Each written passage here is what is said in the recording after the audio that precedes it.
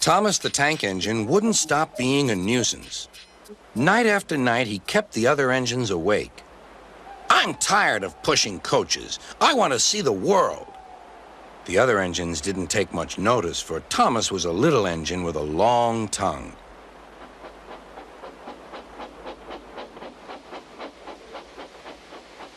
But one night, Edward came to the shed.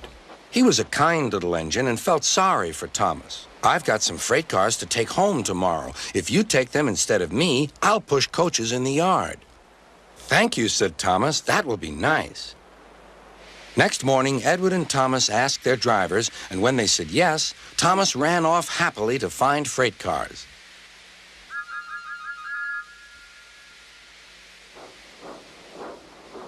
Now, the freight cars are silly and noisy. They talk a lot and don't attend to what they are doing.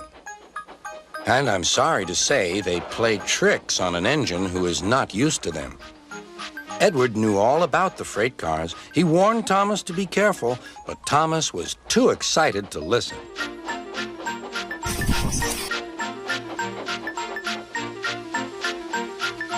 The shunter fastened the coupling, and when the signal dropped, Thomas was ready. The conductor blew his whistle. "Beep, beep," answered Thomas, and started off. But the freight cars weren't ready. "Oh, oh," they screamed. "Wait, Thomas, wait!" But Thomas wouldn't wait. Come on, he puffed. "All right, don't fuss. All right, don't fuss," grumbled the cars.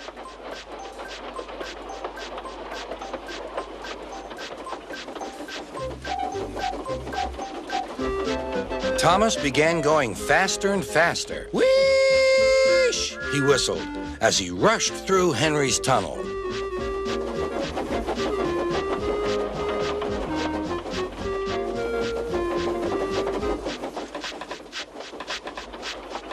"Hurry, hurry," called Thomas. He was feeling very proud of himself. But the cars grew crosser and crosser. At last, Thomas slowed down as he came to Gordon's Hill.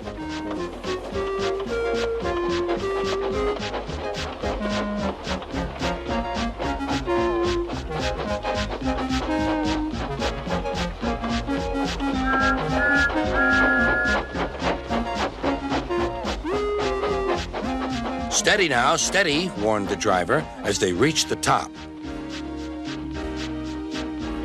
He began to put on the brakes. We're stopping," called Thomas. "No, no, no," answered the cars, bumping into each other. Go on, go on." Before the driver could stop them, they had pushed Thomas down the hill and were rattling and laughing behind him. Poor Thomas tried hard to stop them from making him go too fast. Stop pushing," he hissed. But the cars took no notice. Go on," they giggled in their silly way.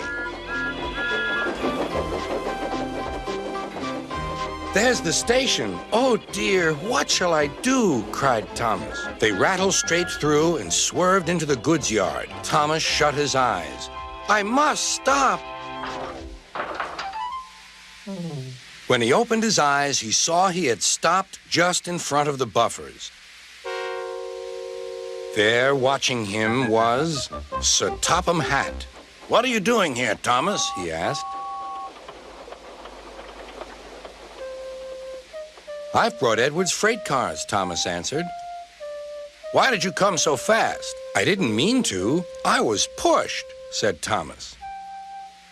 "You've got a lot to learn about freight cars, Thomas. After pushing them about here for a few weeks, you'll know almost as much about them as Edward. Then you'll be a really useful engine."